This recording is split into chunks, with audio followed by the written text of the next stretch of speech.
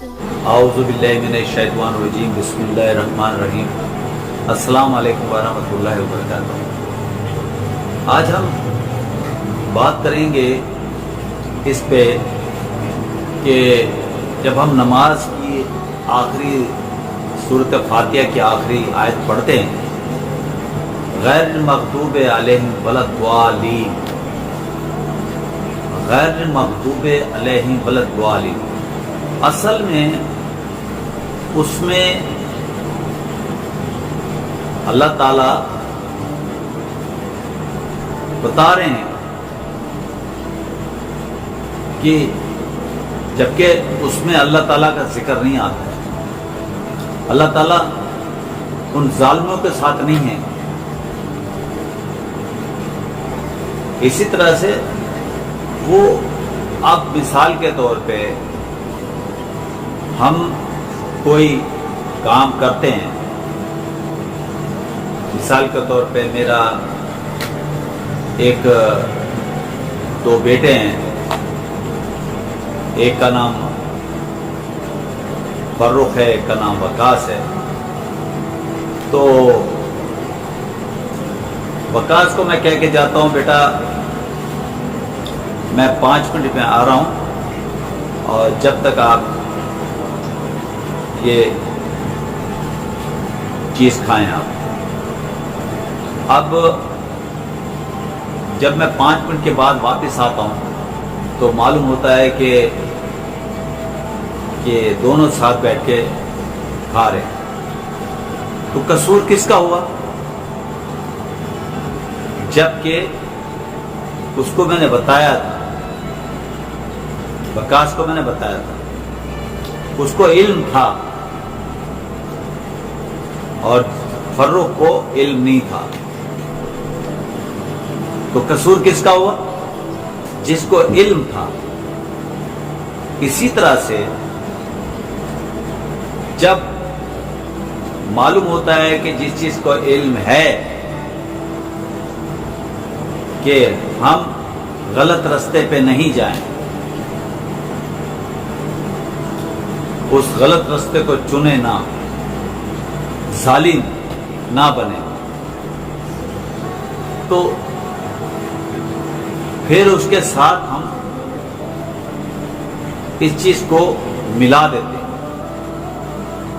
اب یہ ملانے والی بات جو ہے آپ کو اور طریقے سے سمجھاتا ہوں۔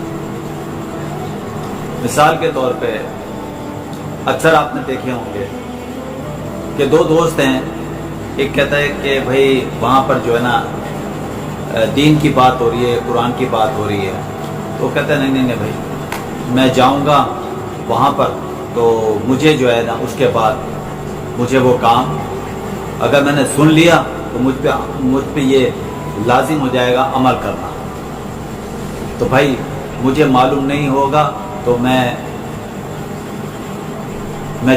چھوٹ جاؤں گا۔ حالانکہ چھٹنا نہیں ہے، چھٹنا نہیں ہے، معلوم آپ کرو یا نہ کرو، آپ کو یہ چیز ظاہر کرنی ہے اور یہ سیکھنا ہے، اللہ کو جواب بھی دینا ہے۔ تم تو ان ظالموں کے ساتھ شامل ہو گئے نا بھائی، وہ ظالموں کے ساتھ شامل ہو گئے۔ تو اسی طرح سے علم رکھتے ہوئے غیر مغضوب یعنی کہ غیر مغضوب علیہم ولا الضالین بعد میں آتا ہے۔ اب یعنی کہ غیر جو ہے وہ اس کو علم ہے، ہر چیز کا پتہ ہے، مگر وہ جان بوجھ کے وہ کام کر رہے ہیں علم ہونے کے باوجود۔ کہ اب جیسے نبی صلی اللہ علیہ وسلم نے ایک جنات کی گزر رہے تھے، تو وہاں پر جو ہے انہوں نے قرآن کی آیت سنی نبی سے، تو وہ اس کو سمجھ گئے، وہ جنات مسلمان ہو گئے۔ اسی طرح سے عیسائی تھے، انہوں نے سنا تو ان کے دل دھڑک گئے، وہ مسلمان ہو گئے۔ کیوں؟ کہ آپ سے زیادہ قابل تھے، آپ سے زیادہ انٹیلیجنٹ تھے۔ وجہ یہ ہے کہ آپ کے لیے تو چھوٹ رکھی ہوئی ہے۔ اب حضرت ابراہیم علیہ السلام کو اللہ تعالیٰ نے دکھایا کہ آگ میں ڈالا ہے، ان کو تو آگ میں ڈالا۔ حضرت اسماعیل علیہ السلام کو حکم دیا کہ آپ نے چھری چلائیں، وہ تو اللہ کے حکم میں چھری نہیں چلی، تو کیا آپ اپنے بچے کو آگ میں ڈال سکتے ہیں؟ آپ سے تو نہیں کہا، آپ سے تو نہیں کہا کہ آپ اپنے بچے کو اس میں ڈالیں یا آپ اپنے بچے کو گلا کاٹیں۔ یہ تو پیغمبروں کا امتحان تھا، یہ تو انہی کی آزمائش تھی، آپ کو تو اس آزمائش سے نکال دیا ہے۔ آپ تو صرف سیدھا رستہ آپ کو بتایا گیا، صراط المستقیم۔ آپ غیر مغضوب ان غیر لوگوں کے ان رستوں پہ چلو گے جس کو علم بھی ہے، سب کچھ ہے، پھر وہ جہالت والا کام کر رہے ہیں۔ یعنی سب کو علم ہے۔ اب مثال کے طور پہ میں آپ کو اور ایک چیز کی مثال دے دیتا ہوں کہ اسٹوڈنٹ ہے، ایک اسٹوڈنٹ بہت قابل ہے اور دوسرا بھی اسٹوڈنٹ قابل ہے، اور ایک اسٹوڈنٹ بیمار پڑ گیا، وہ نہیں آ سکا۔ جب نہیں آ سکا تو لازمی بات ہے کہ اس کی تو مسئلہ تھا نا، اس کی پرابلم تھی نا، اور جو آیا تھا وہ کیوں فیل ہو گیا؟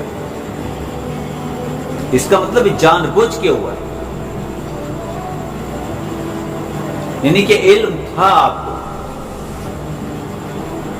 آپ کو علم تھا، سب کو معلومات تھی، تو پھر آپ نے غلط کام کیا، پھر آپ فیل ہو گئے۔ تو اسی طرح سے معلوم ہونے کے باوجود ہم پھر بھی بھٹک جاتے ہیں۔ اس آخری لفظ کو غور سے سنیں، اس عربی کو سمجھنے کی کوشش کریں، عربی سیکھنے کی کوشش کریں، شاید پھر آپ کو اس چیز کو علم ہوگا۔ میں نے تو آپ کو ایک اشارے طور پہ بات بتائی ہے، اور یہ اس چیز کو اگر آپ سمجھنا چاہیں تو سمجھ سکتے ہیں کہ اللہ تعالیٰ نے تو ظالموں کے ساتھ تو گنجائش نہیں رکھی۔ اور دوسری بات، اکثر یہ باتیں ہوتی ہیں، ایک شخص بلکہ ایک خاتون نے سوال کیا، کہنے لگی کہ حضرت صاحب یہ بتائیں کہ اگر مثال کے طور پہ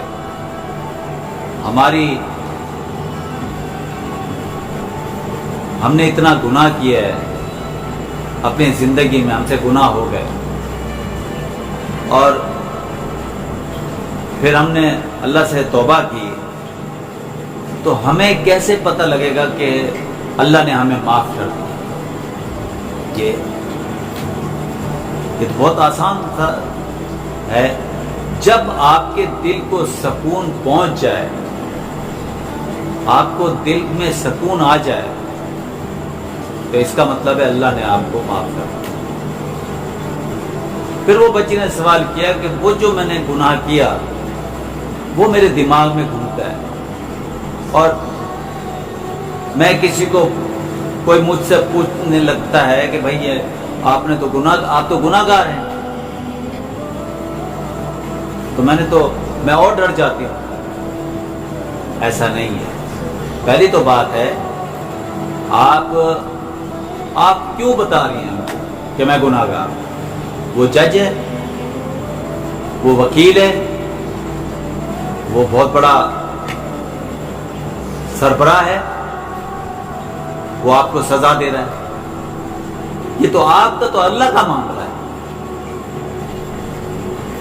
جب اس نے معاف کر دیا تو بات ختم ہو گئی۔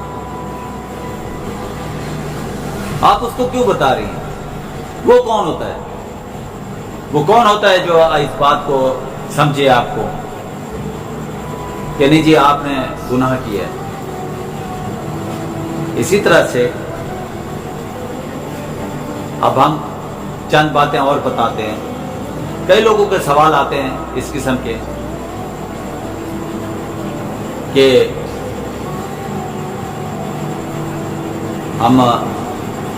میں اپنی والدہ تھی میری اور مجھے بہت مارا پیٹا بچپن میں، اور میں جوان ہو گئی، میرے ساتھ بہت اذیت ہوئی، تکلیف ہوئی، اور تکلیف کے بعد میں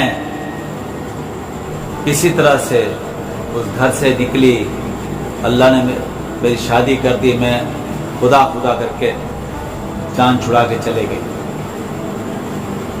اب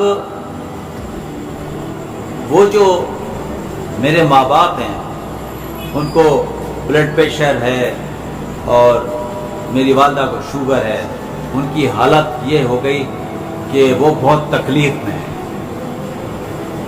اور پھر میں وہاں جاتی ہوں، دیکھتی ہوں ان کو جس حالت میں، مجھے غصہ بھی بہت آتا ہے کہ انہوں نے میرے ساتھ بڑا ظلم کیا۔ تو اس صورت میں کیا کروں؟ بیٹا بات تو یہ ہے کہ غصہ آپ کا جائز ہے۔ اگر آپ کے معاف کر دیتی ہیں آپ، تو یہ سمجھو کہ اس کا درجہ ہے، اور آپ معاف نہیں کرتی تو اس میں آپ کا کوئی قصور نہیں، آپ کی مرضی ہے۔ کئی لوگ کہتے ہیں کہ جی معاف کر دو، اس کا درجہ مل جائے گا۔ آپ درجہ لینا چاہتی ہیں تو آپ درجہ لیں، اگر اللہ پہ چھوڑنا چاہتی ہیں کہ بھئی اللہ تعالیٰ سے، کیونکہ پہلے تو انسانی ہے نا، کوئی بھی انسان ہو غلط کام کر رہا ہے، اللہ کی نافرمانی کر رہا ہے، وہ تو اس کا تو کوئی یہ نہیں کہ اس کے حساب کتاب نہیں ہوگا۔ دیکھو بھائی ہو یا بہن ہو یا باپ ہو یا ماں ہو، ان رشتوں کے دائرے ہیں، ان کے دائرے ہیں، ان کو ہر دائرے میں رکھنا ہے، رشتے ٹوٹ نہیں سکتے۔ مگر جب اللہ کا آپ پہ حکم ہے، اللہ کا حکم ہے کہ اس دائرے سے باہر ہے، تو آپ ان کا ساتھ نہیں دیں گے، کیونکہ اللہ نے ایک چیز کے لیے منع کر دیا، وہ آپ نے کرنا ہے، آپ نے اللہ کی فرمانبرداری کرنی ہے۔ یہاں ماں آ جائے، بہن آ جائے، باپ آ جائے، کوئی بھی آ جائے، جو اللہ کا حکم ہے وہ پہلے ہے۔ ٹھیک ہے، ماں کی خدمت ہے، وہ آپ کرنا چاہیں تو کریں، مگر اللہ کا جو حکم ہے وہ ہاں احترام کریں، ان کی عزت کریں، ان کی رسپیکٹ کریں، یہ کر سکتے ہیں۔ ایسا نہیں ہے کہ آپ ان کو اذیت دینا شروع ہو جائیں، آپ ان کو تکلیف دینا شروع ہو جائیں، نہیں، ایسا نہیں ہے۔ صرف ان کو تک انسانی تکلیف کوئی نہیں جسمانی پہنچنی چاہیے،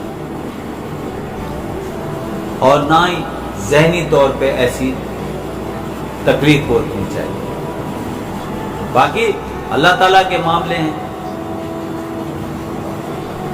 اگر ہم یہ کہہ دیں کہ ہم سزا دے دیں، یا ہم یہ کہہ دیں کہ بھائی اس نے یہ گناہ کیا ہے تو جہنمی ہے، تو اس کا مطلب ہے اگر آپ کے کہنے سے یہ بات ہو جائے کہ بھائی اس نے گناہ کیا یہ تو جہنم میں جائے گا، تو اگر یہ بات ہوتی تو آج سب لوگ جہنم میں چلے جاتے، پھر تو کوئی بھی ایک دین کے راستے پہ نہیں ہوتا، سب جہنم میں جاتے ہیں۔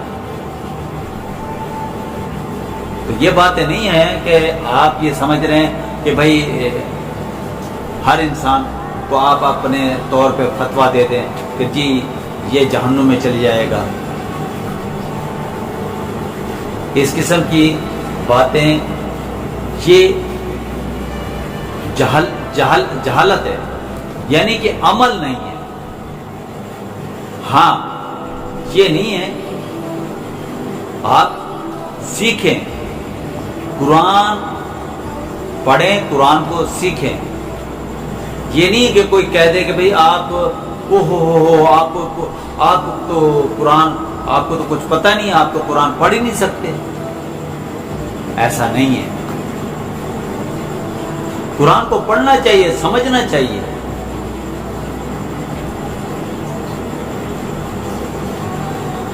ایسا نہیں ہے کہ قرآن میں کیا نہیں ہے۔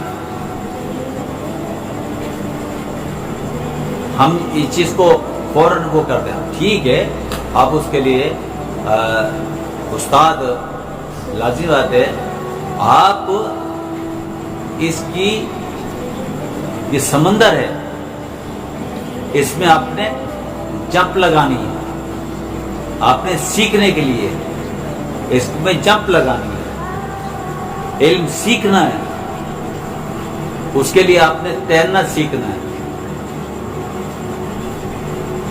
ٹھیک ہے، اچھے استاد سے آپ اپنی رہنمائی کریں، وہ آپ کی رہنمائی کرے گا، وہ رہنمائی لیں ان سے۔ ایسا نہیں ہے، یہ تو وہ ہے، اللہ تعالیٰ نے تو قرآن میں تو آپ کے لیے سارے راستے کھول دیے۔ صرف ہم اس سورۃ فاتحہ کو اچھی طرح سمجھ لینا، اس میں بڑی گہرائی ہے۔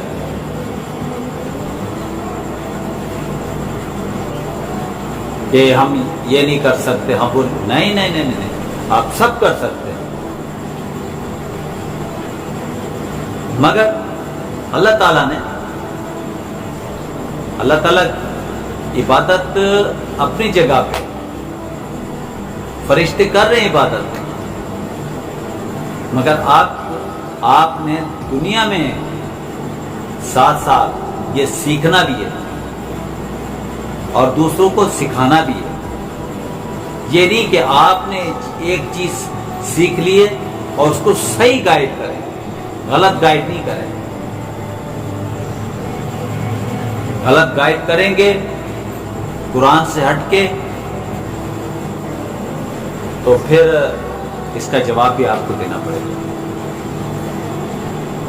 ہاں، قرآن کو فالو کریں، اس کو سمجھیں، اور جو ہماری کتاب ہے